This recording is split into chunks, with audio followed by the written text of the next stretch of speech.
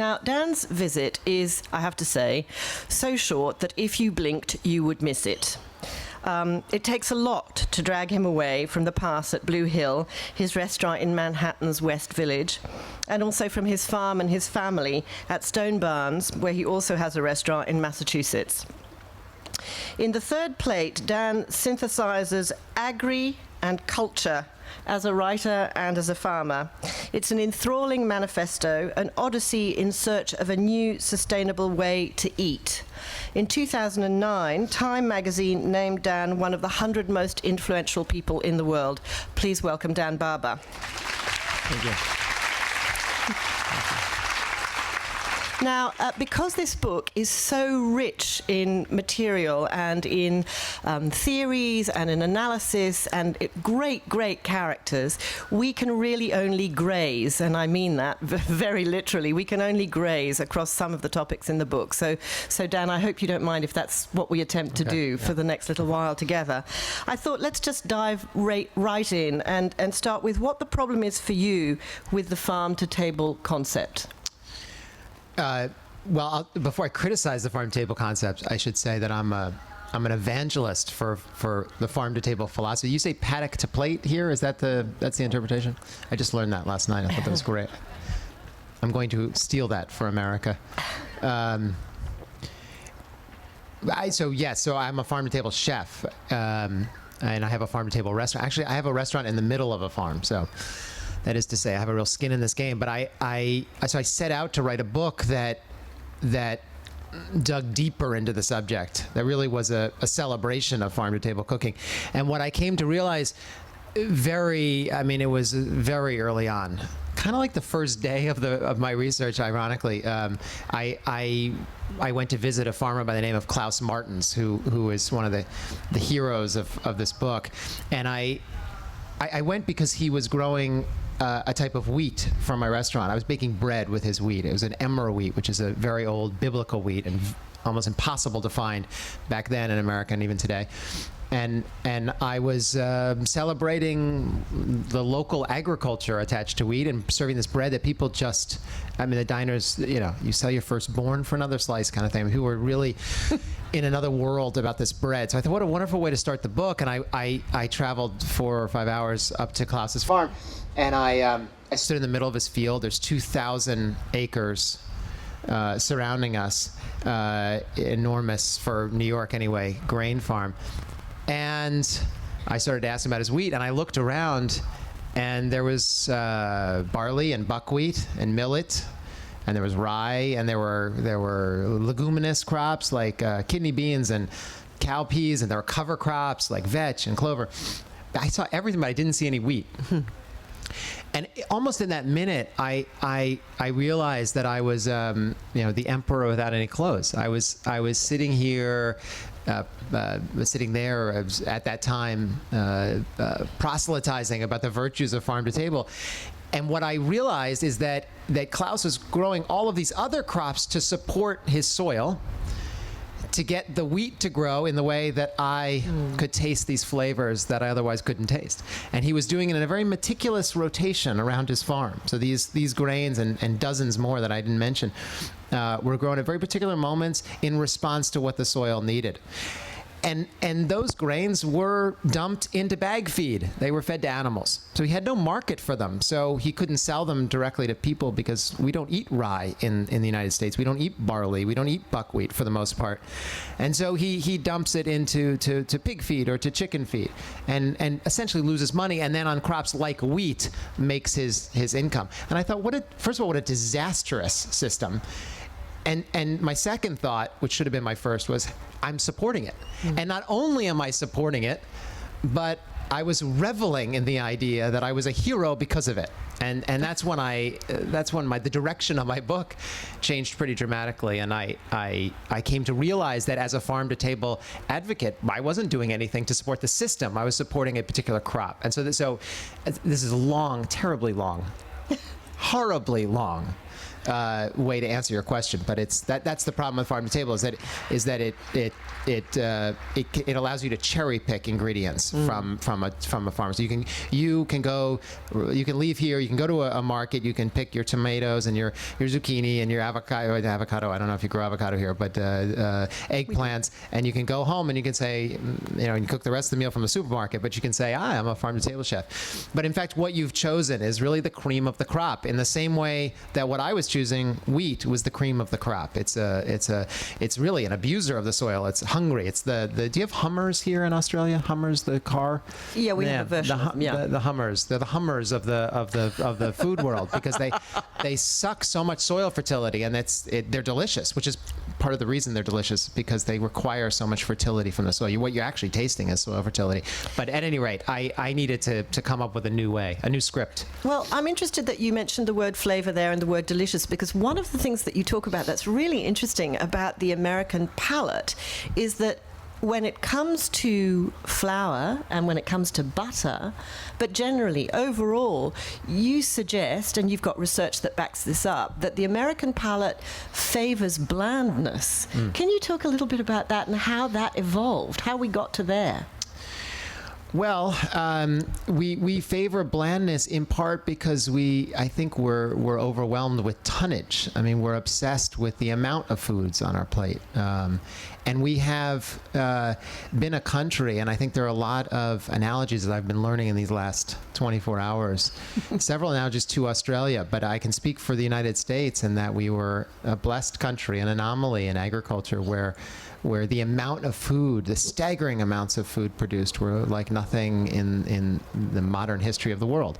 And that's because we had virgin soil, and because we had these incredible conditions for agriculture in the United States. Many of the advantages you don't have here, like water, and a temperate climate and a very consistent rainfall, but we had huge soil fertility, and we basically, one way to look at the history of my country is that it's the history of exhaustion, of soil exhaustion. And when you are producing that much food, when you have that much abundance, our worst hedonistic impulses go towards the middle cuts. The middle cuts being, we have an expression in America called eating high on the hog. That would be the pork chop and the pork loin, and those are quite soft and they have some flavor to them, but they don't require you to chew actually very much, and they have attached to them a sort of one-dimensional flavor. And I would extrapolate that to the idea of just all of our food. We had such abundance that we really were very quickly high on the hog eaters throughout our entire agriculture system, and we were skimming off the foods that are most bland. I mean, wheat would be one of them, though wheat has distinctive and very interesting flavors, especially in regional areas. It goes along with the American palate, which is pretty much dumbed down, especially at this point, now that we're in a world of processed food. And you say also that, you were talking about high on the hog and the pork chop, that one of the problems is that these days chefs very rarely buy a whole carcass. Yeah. Can you talk a little bit about that? Well, it's unfortunate. I mean, more and more chefs are. So I should put it in the positive. I mean, it's a real phenomenon actually in the last 10 years. This nose to tail eating, which you have here. Now you've had that expression. The nose to tail eating is this. Now, if you look at any of the great cuisines of the world, as we all know, nose to tail isn't even an expression because there is no other way.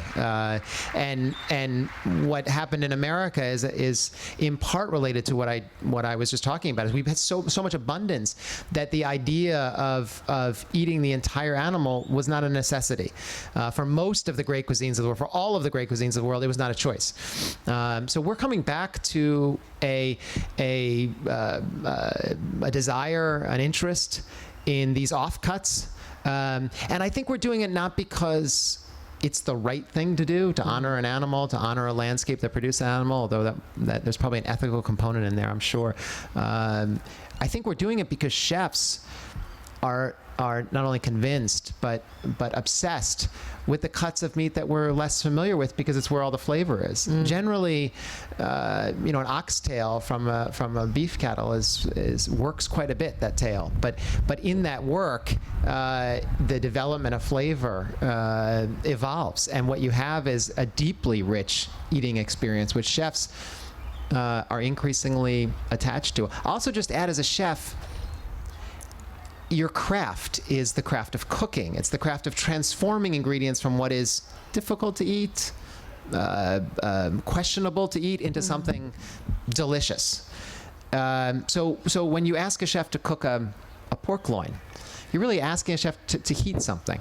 And so chefs, I think, are taking the lead on this, in part because it's what we do, and it's sort of cheap to take a loin or a steak and throw it on the grill and call yourself a real chef. A real chef is a chef that transforms the innards of the animal, the offal, the off parts, and creates something transformative. That's our shiv. That's our job. But you do say that when you try it, that in some cases when chefs try and serve those lesser known cuts or those sort of bits that people are unfamiliar with, they complain that customers complain that they're too gamey. Yeah, we have a tough time selling it on our menu, but that's changing. I really think this is what the great thing about, if this is a revolution. I do think this is a revolution. I mean, you may say I'm one of those exaggerated Americans, but I do believe that what we're talking about, what you're mentioning, is a social revolution, and maybe one of the more exciting social revolutions in America that's happening today, and it's being led in part by chefs. And so while there is some resistance, of course there's resistance to anything that people feel passionate about, more and more diners are coming to restaurants, my restaurant and restaurants all over the world, and putting themselves in chefs' hands out of trust and out of interest. Yeah, no, well, we'll come back to the concept of revolution a little bit later, I hope. But just to stay with the idea of flavor and your mentioning of the great cuisines of the world, in French cuisine, there is this absolutely at the core of an understanding of food is the relationship between agriculture and what's on your plate. And that's embodied in the concept of terroir, which has been quite a difficult thing for people to understand beyond the parameters of wine. How has the concept of terroir been embraced in America, or is that still a work in progress? It's terroir is just such one of those difficult. It's a difficult word. It's French, but it has this kind of preciousness attached to it. So I tried to stay away from it a little bit in the book, though I think that's the core of it. I mean, it was the French who really identified it.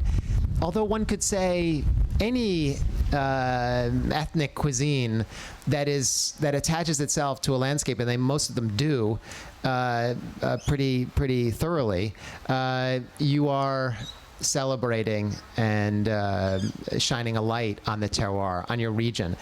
And I think the modern interpretation of cooking with respect to the terroir is to advertise your place, your niche. Where are you?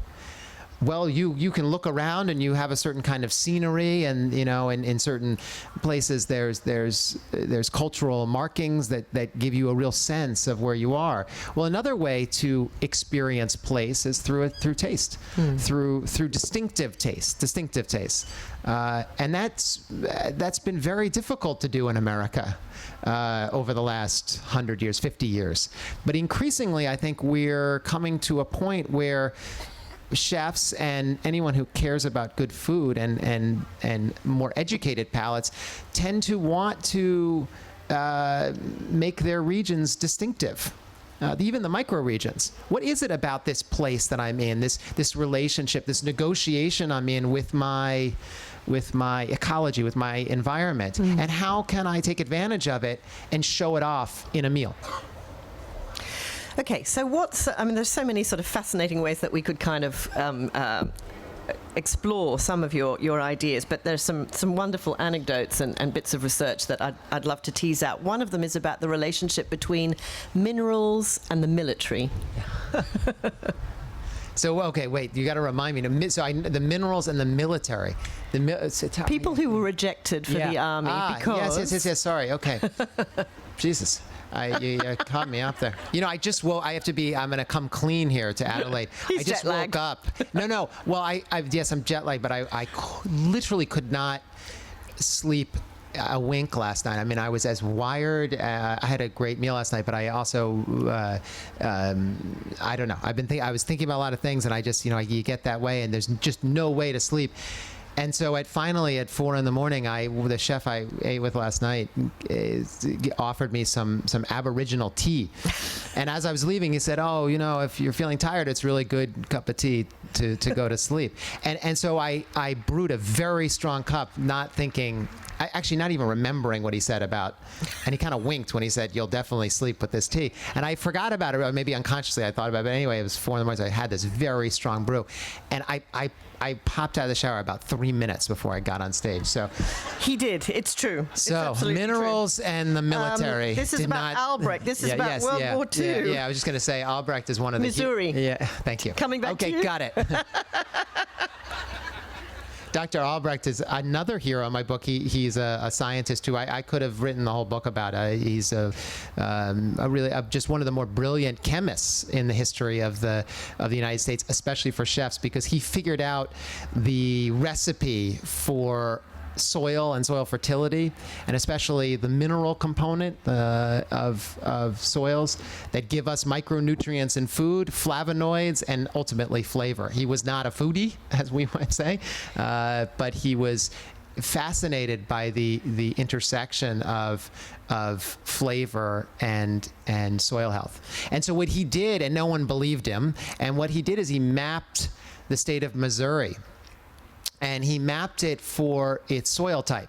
And ultimately, he had a kind of playbook for what was the best soil type, what was the soil type that had the greatest percentage of humus, of micronutrients in the soil, biological activity, and what was the worst. He had a range.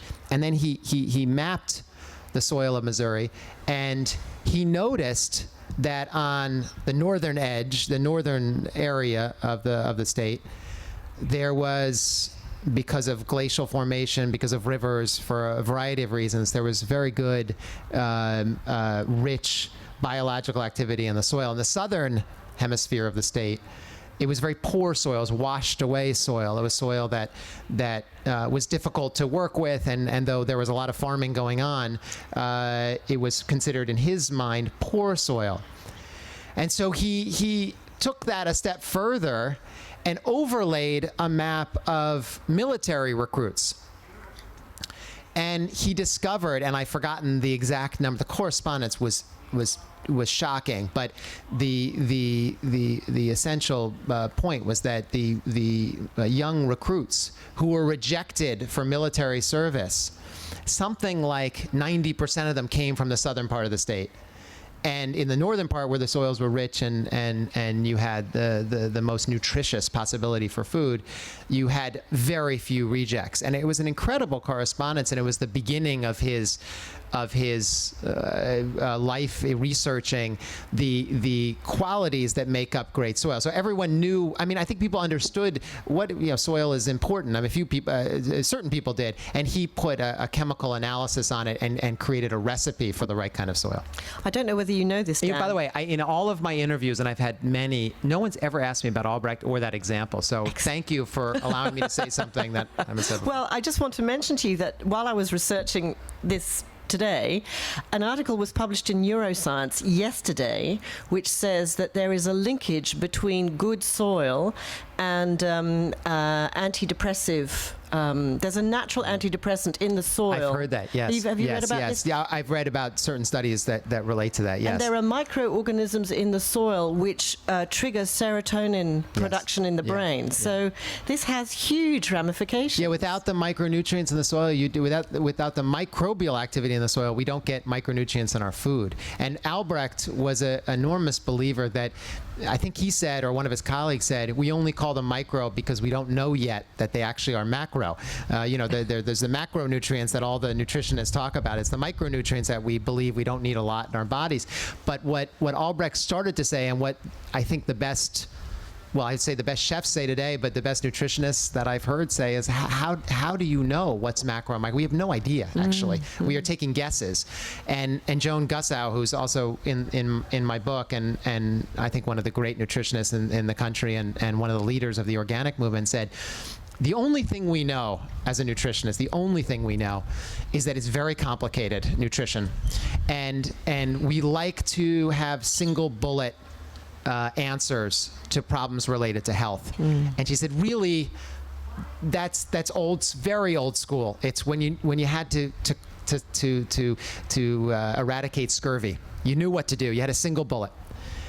But today, really, the answer to nutrition is diversity. It's complexity.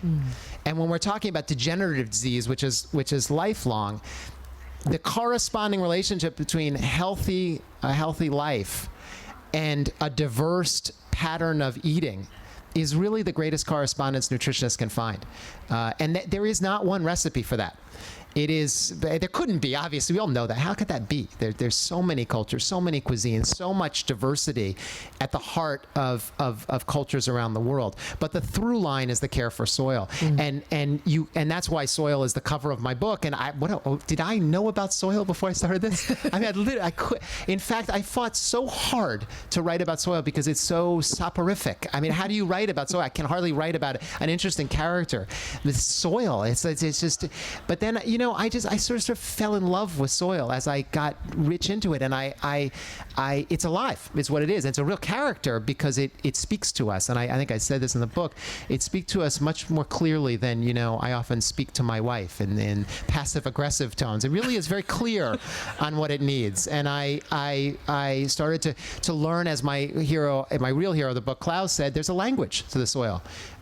We don't know the language to the soil, but the soil is speaking to us. It's speaking to us in weeds. It's speaking to us in pests. It's speaking to us in its diversity of grasses, and it's a language that once you learn, you have to respect.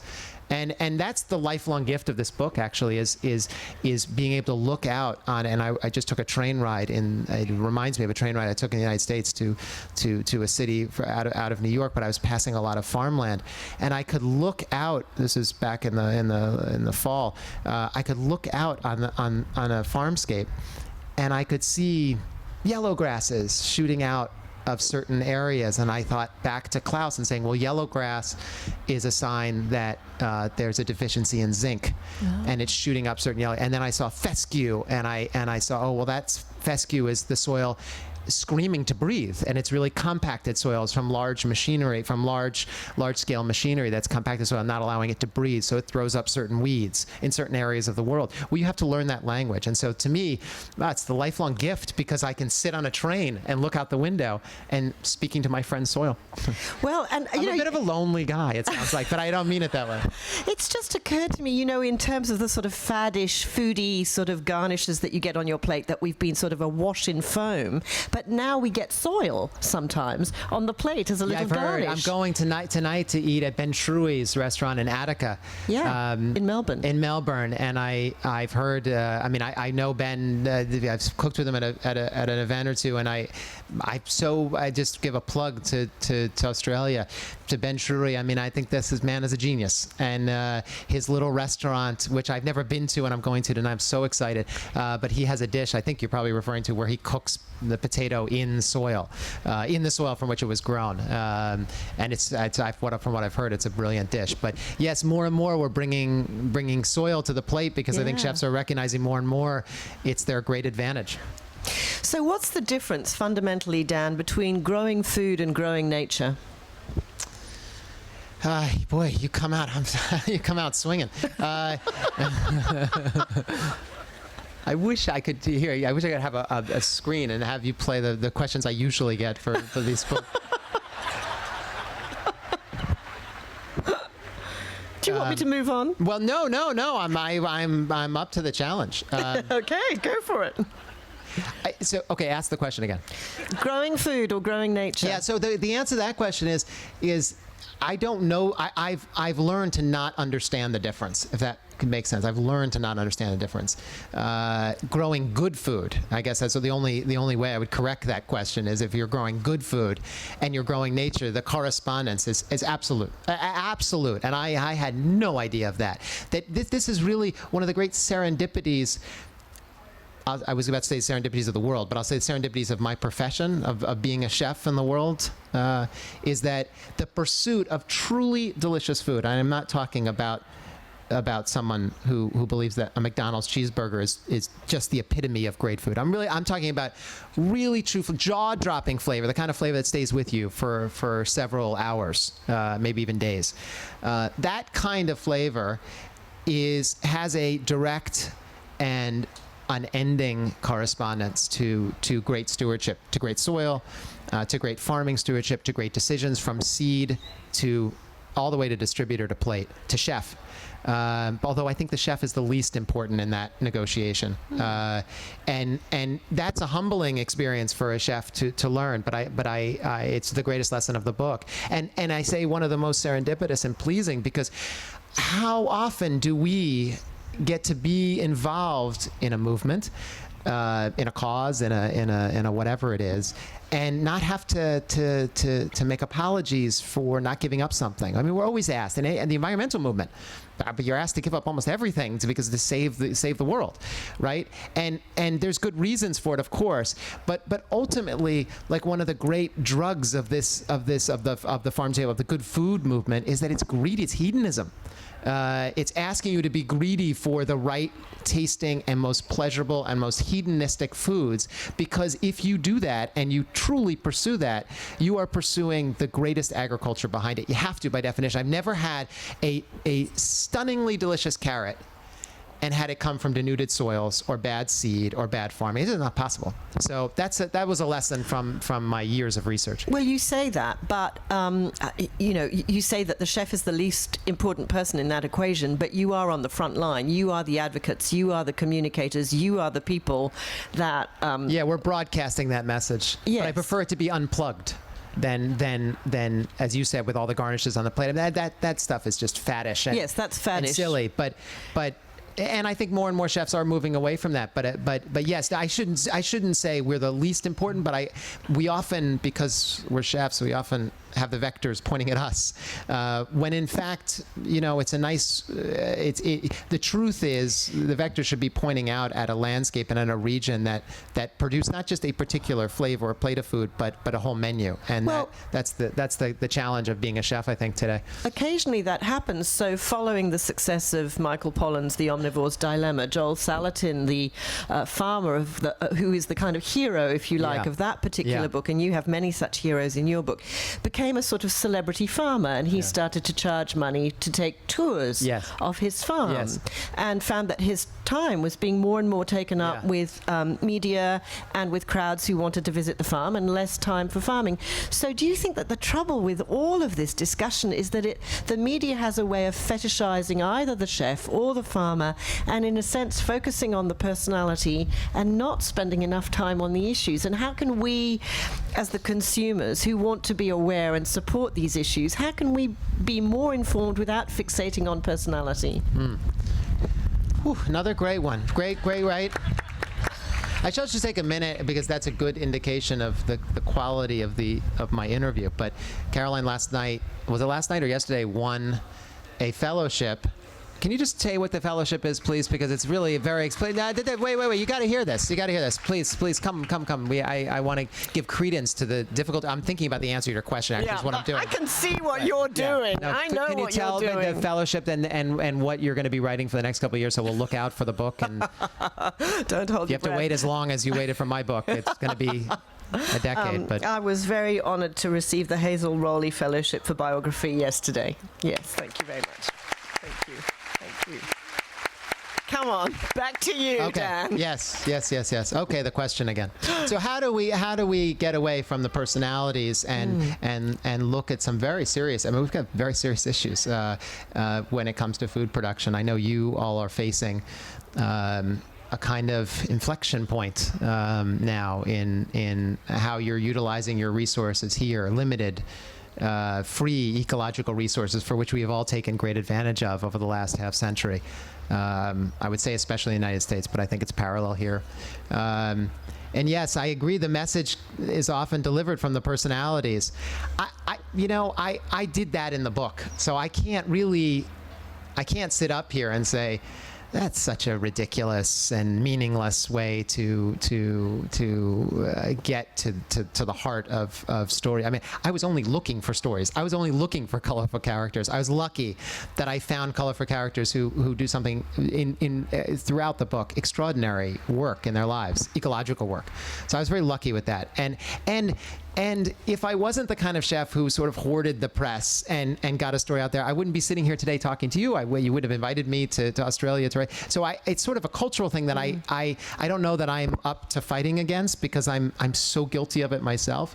I'm a Jew from New York, so I'm guilty about a lot of things. So this just adds to the, but you know, my larger sort of statement about that is that it goes back to that language of the soil. We know so little about the nuts and bolts of farming, about agriculture, about disrupting natural systems, which is what farming is. We have this notion of dividing pure beauty, pure nature, and food production, and the idea that those two can't come together is impossible. So we cling to personalities that speak to specific issues, but rarely do we look at the gestalt, at the holistic thinking. And I've said this many times, and I think I say in the book, is that we are not a culture, at least in America, we're not a culture where we value holistic thinking. We're actually where we have a language. If we don't have a language for the soil, we definitely don't have a language for the intricacies of nature's workings. Biological language. There is no, so we value things, things that we fetishize, the Bill Gateses of the world and the Apple companies of the world, and they give us something that improve our lives and or at least seemingly improve our lives and make it easier. And those things have a real scientific clarity to them in the sense that they bring a tangible value. And what I'm arguing is, and probably gassing on too long here, is that our problem is that we need to figure out a way to have a language and a celebration and a cultural imprint on what biological systems look like, because they don't work like computer systems, and we have to somehow translate the value of ecology, of the workings of nature, and give value to that. And my sense is that as we move on and we become more fluent in this, a plate of food, a meal, will express that more and more. I mean, we're urban at this point. More and more the cultures are urban, and one of the great ways to experience the natural world is through a plate of food. One could say that's unfortunate, but it's the truth. And I think that if we can learn to have that language, to experience that language, understand that language, and connect to the biological world, we'll end up enjoying our plates of food a lot more. Okay, but so Dan, this book is a manifesto, but do you get a sense, have you had any feedback from the book, the response to the book, from agribusiness? Does Big Pharma want to talk to you? Do they care about what you're saying? Because all the farmers that you're talking to are what I would describe as boutique farmers. Yeah. So on the massive scale of industrialized farming, I am a lint on the lapel of these large scale farmers. The Dan Barber does not register. You know, that's okay. Look, and it's not okay in the sense that I have that what do you call it, Gandhi-like thing of like, it's time. It's we're passive about this. I love a good fight, and my issue is that if you look all around, and I don't think industry sees this, at least in America, is that the world of food and food preferences is changing. It's one of the great, I always have sort of negative things to say of the food culture in America, but I'll say something very positive about the food culture in America, if it even exists. It's that we are so nimble. We are not tied to trade. It's both the Achilles heel of the American food culture. Is that we're not tied to any traditions, because, as I said before, we came to America and there was the Garden of Eden. There was just tonnage, and so you weren't forced in the negotiations that peasants were forced into to create something delicious out of something that was, at least on the face of it, unusable or uncoveted. And that's the history of all great cooking. And so we weren't forced into that in America. So so that's the negative. The positive of it is because we're not shackled to tradition, we're very nimble. We move quickly. I mean, the idea of culture, of food culture changing in Italy or in France or even in China and India compared to America or even here, I would suggest, is laughable. I mean, this idea of sushi, when 15 years ago, 20 years ago, sushi for a lot of people was like eating insects in America. It was.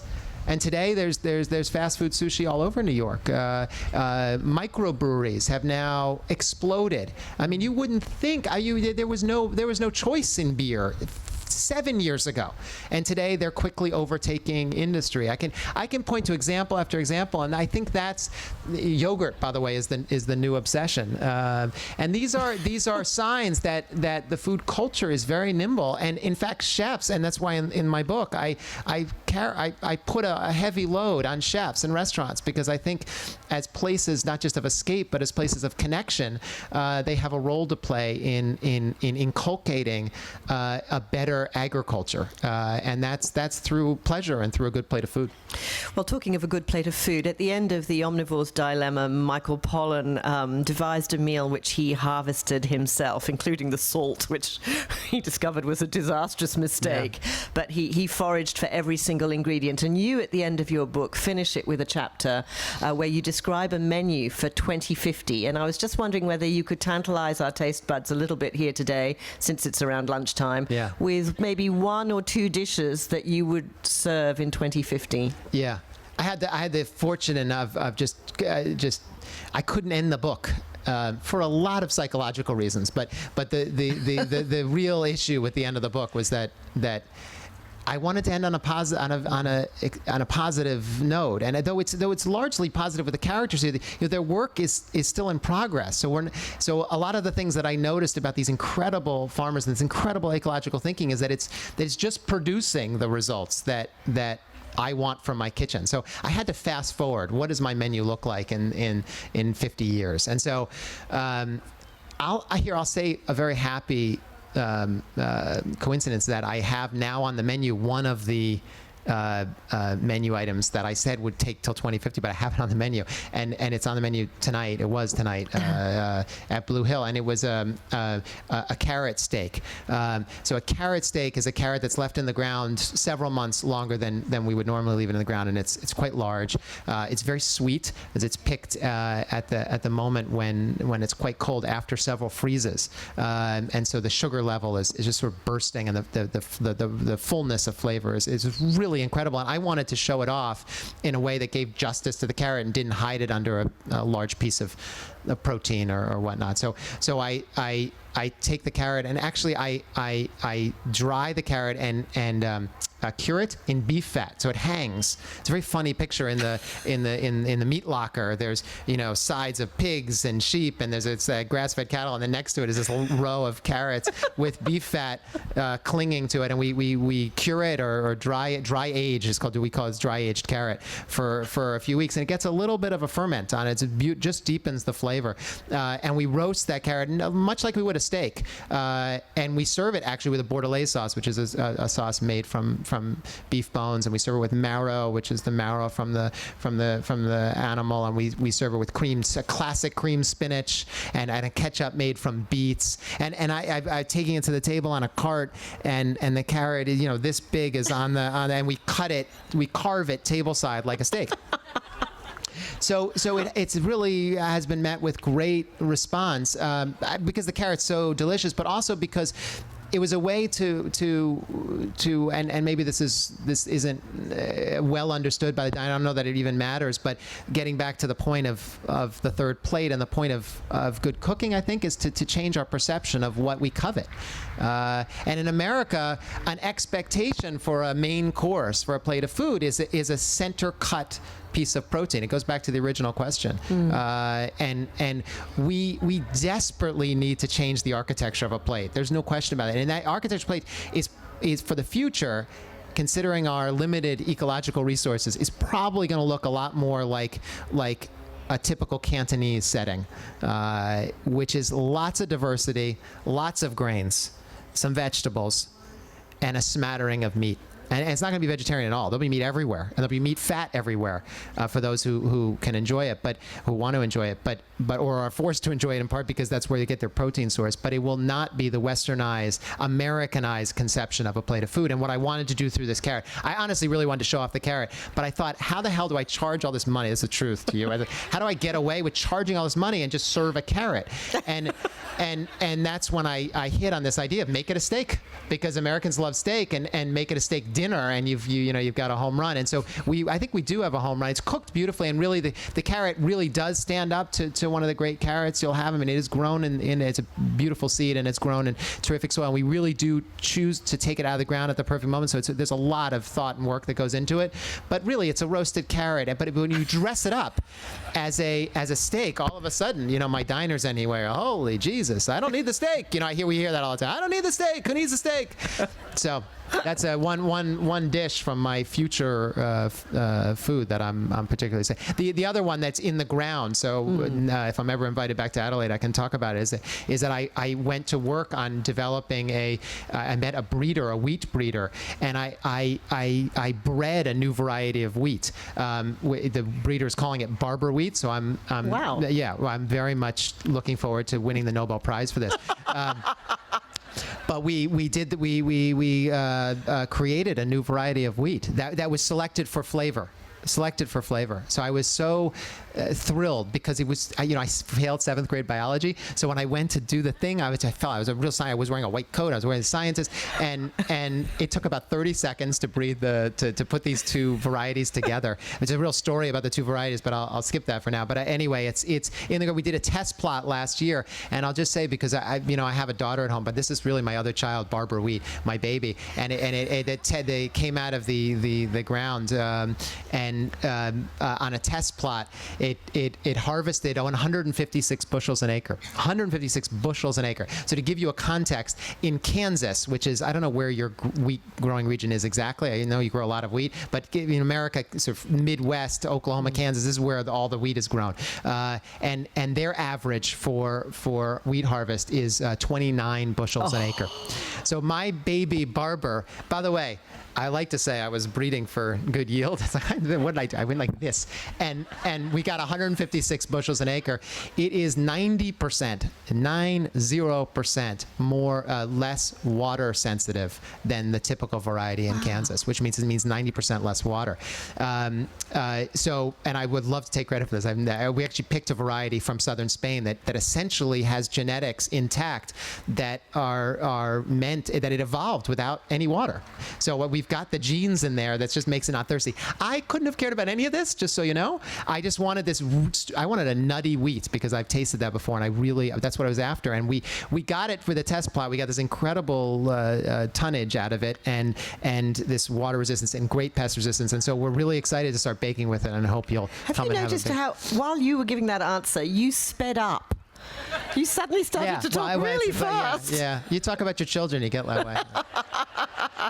I think it's the coffee. We're going to open up for questions now. So if you'd like to make your way to the microphone to ask Dan a question, make your way to the central aisle. And while people are doing that, I just want to ask you, since we've been talking a lot about grains there, and we're back to wheat, do you have a take on the increased gluten intolerance that we're seeing in the Western developed world? Oh, do I have a take? I have a take that many people disagree with me on. And I have no proof of my take. But here's my quick version of it. And a lot of people, so I'm no expert. And I'll say just at the outset, there are a lot of really, really talented scientists that would disagree with me. And it's scientists I really respect. But here's my take. My take is that in the U.S., we have been driven by the bread industry, which is really the Wonder Bread industry, which is where most of our wheat goes to processed breads, to high protein percentage. And I don't mean to get too technical here, but it's very important. High protein percentage is what the industry requires because they're mixing doughs as triply large as this tent. And they abuse the dough, they crash the dough, and they need very strong bonds, and you get those very strong gluten bonds from high protein. And then they quickly shape it and run it into the oven, and from mix to oven bake, it's under an hour, and that's what the industry needs to bake a lot of loaves of bread. And so the requirement has been very large percentage protein, and I think that's been disastrous for the quality of bread and for the ability of our bodies to break down those molecules. So I think there's a real correspondence between high protein percentage and the inability to digest. Even if you're gluten intolerant, just having bread that has such high protein. And what's interesting, and I'm sorry to answer this question so long, but to me it was yet another example of the correspondence between good bread or good food and good agriculture, is to get that percentage, to get that 16.5 percentage of protein, which is essentially what you need to sell to the industry. You have to dump a ton of nitrogen on the wheat. I mean, it's almost impossible to get 16.5 consistently in any environment. I don't know about Australia, but in America, even the best farms in North Dakota farm, you need to dump nitrogen unless you have a perfect season. And you dump 80% of the nitrogen requirement for wheat in the last 2 weeks before you harvest. The wheat, according to the scientists I talked to, take up about 10% of that. The rest flows off the streams, ultimately down the Mississippi into the Gulf of Mexico, which is why we have these apoxic, these dead zones, where that large as several states in the United States. It's a disaster. And why are we doing it? Why are we adding the nitrogen to get to the 16.5? It's because industry wants to bake the bread longer, and we end up not only having tasteless bread, but having bread that makes us sick. And this is the silliness, the craziness of our food system. I've heard in France, I don't know this, but I've heard in France that they have laws against protein percentages that are above 12. And I haven't heard anyone complain about bread in France lately. So you can definitely make great bread out of lower protein percentages, but you need time, which is why artisan breads that have natural ferments, require time. And actually in that time, it breaks down those protein molecules. Even 12% is hard. If you look at a molecule, 12%, if you look at gluten molecules under a microscope, which I did, you can understand why it's hard to digest. They're big molecules. And what you need is the ferment to break them down, which is why natural leavened bread is both so delicious. That sourness is also the microbes at work, which help to break down those big molecules and add flavor. So it goes back to this idea, if we really pursue the best flavor, in this case, the best breads, it corresponds almost automatically to the best agriculture. You don't need to put nitrogen on wheat that you're shooting for 11%. Absolutely not. So this is another good example of where the future of agriculture can go. And when you're talking about 60 million acres of wheat grown in the country, 60 million acres where you're dumping 80% of its nitrogen just to get to a protein level that we don't want in our breads, you say, wow, that's actually a pretty easy system to fix in our lifetime. And so that gives me hope. First question at the microphone. Thank you. I need to begin by assuring you that I have listened avidly to the whole of this conversation. I do so because you've warned us about being a New York Jew, and I don't want you to worry if I go back to the first question. I worry about so many things. You have no idea. Yeah. You talked about a sense of guilt about cherry picking in the farm to plate. Yeah. My question is, I have two questions. One will do. They're very short. Can't you make a barley broth with the bycrop? And two, in rotational farming, was it not ever thus? And it's really one question, and I should have been more clear in my answer earlier. Is that yes, of course. I mean, that's my experience of watching those surrounding fields of Klaus, my farmer, and seeing all the crops that I wasn't using, and all the crops that are going to support the crop that I was using, the wheat. I thought, this is crazy. So I actually went back to the restaurant. I've changed my cooking dramatically since then. This was many years ago. Maybe it was 10 years ago. But almost immediately, I created what I called a rotation risotto. And rotation risotto is a riceless risotto made from barley, buckwheat, millet, Also those nitrogen fixing and brilliant bean crops, and also I included some cover crops which you generally don't eat, but I figured out a way to. I wanted to celebrate clouds rotations. Now dialing back to the guilt part, it's because I felt so guilty, because I was the evangelist for the farm table and I was doing absolutely nothing to support a system. So I created this dish which is still on the menu. It goes off and on, and it changes depending on what his rotations are. And we celebrate rotations, and what a waiter captured the essence of this much more beautifully than I ever will. I was walking by in the dining room and I heard the diner say, what in New York they say, what the hell is a rotation risotto? That's how you ask questions there. Here it'd be much more pleasant. Oh, how brilliant, rotation risotto. Please tell me. In New York, it's what the hell is a rotation risotto? And the answer from our waiter, I thought was spot on. He said it's the nose to tail equivalent of eating the whole farm. Oh, Isn't that beautiful? gorgeous. And I took 10 years to write the book. That's my book. Is well, how do we look not just the nose to tail of the animal, how do we look nose to tail of the whole farm? And what the gentleman just proposed is that, well, it's these crops that I'm calling uncoveted and ignored are actually the staples of all the great cuisines of the world. They're stunningly delicious, and what we need to do is figure out a way to celebrate them more. And I figure that's my job. Thank you. Next question. My question builds slightly on that as well. Just interested in kind of your more specific ideas on sustainability and those kind of things. I feel like you've touched on it without I feel like you've touched on sustainability without specifically talking about it. So just interested in your ideas on that. So my ideas of sustainability, well, I'll tell it to you from to dial off of that example, is that my ideal script for a sustainable food system is one that embeds itself in a cuisine, and I don't mean cuisine in a precious way. I mean it only in the sense that I really don't have another word for it. A pattern of eating, a tradition around diversity, a kind of script that forces you to eat the nose to tail of the landscape, because if I were to propose that certain ingredients from certain parts of the world or certain parts of a region are the ones to exalt, without looking at the entirety of the system, we end up with a sustainable food system that's empty.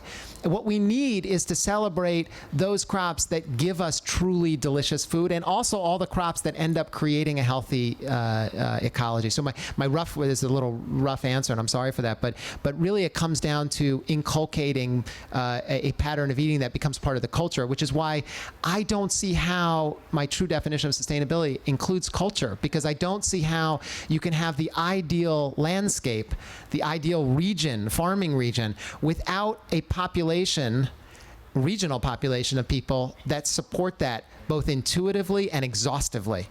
And I stress so much this cuisine, because cuisine prevents you from our worst hedonistic impulses.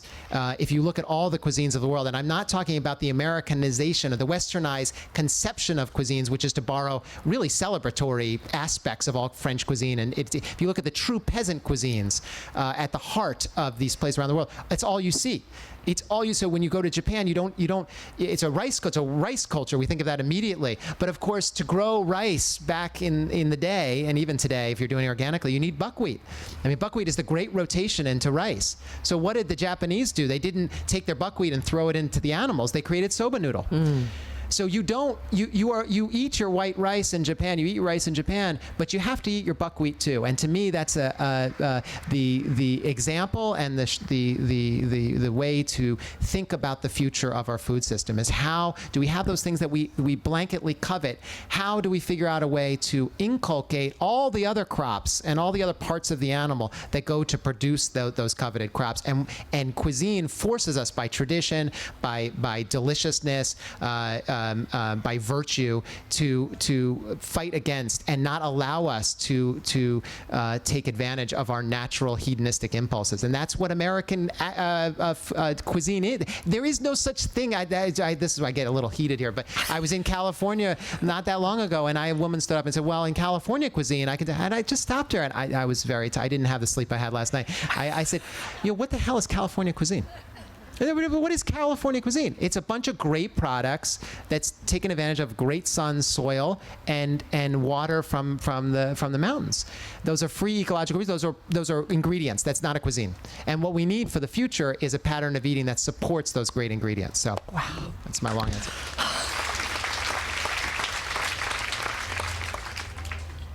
And we've got a obesity epidemic in the West, and it's largely because people on low incomes can't afford to eat anything. I mean, the fast food is very cheap, and that's why it's appealing.